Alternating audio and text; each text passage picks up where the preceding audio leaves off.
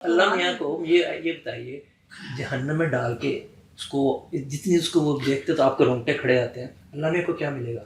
چلیے جیسے ملاقات ہوئی میں آپ مل کے سوال کروں. اللہ میں نے بتا بھی دیا. اس وقت تو مصیبت یہ پڑی ہوئی ہے کہ اس سے بچنا ہے، تو اس طرح کے سوال کو پوچھنے کا موقع ملے.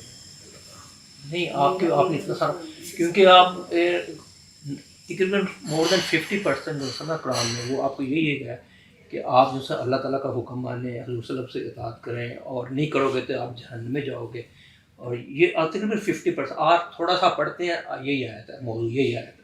وہ اس لیے کر رہا ہے کہ it's so important, I think so. اور لیکن اب یہ بھی امپورٹنٹ ہے کہ جہنم میں بھی جانا ہے، کیونکہ اس نے کہا کہ جو میں نے بنایا ہے تو یہ نہ سمجھو کہ یہ کوئی جھوٹ ہے، یہ بھی سچ ہے. تو اس کا آپ کتنا مطلب ہے کہ لیتے ہیں؟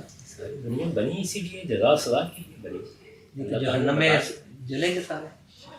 یہ تو مجھے ہر کون وہ چلے گا کون نہیں. نہیں اللہ تعالیٰ نے جو دنیا بنائی وہاں بھی تو کہتے ہیں نا یہ ہے کہ وہ امتحان کے لیے امتحان ظاہر ہے کہ جزا و سزا کا جا کے ختم ہو جائے. نہیں سزا اچھا ختم. اگر آپ کہتے ہیں کہ جیسے ایک جہنم میں گیا ختم ہو گیا، جیسے آپ کو ایکسیپٹیبل ہو سکتا ہے ہو یہی ہو. لیکن وہاں پہ جا کے اگر میں نے تو اس طرح کی کوئی بات نہیں آپ نے نہیں کہی، میں ویسے کہہ رہا ہوں، پھر تو آپ کو نا دماغ میں تھوڑا سا کرتے سکون آیا تھا. لیکن اگر آپ کسی کو چاہتے ہو تو لاکھوں سال اور ایسی قسم کا آپ کو مطلب پلایا جائے گا کہ آپ کا منہ ہی چل جائے گا. آپ کی سو مطلب ہے کہ آپ جو جب سوچتے ہو تو آپ پتہ نہیں اس میں آپ اللہ کی پناہ مانگنی پناہ مانگتے اس میں.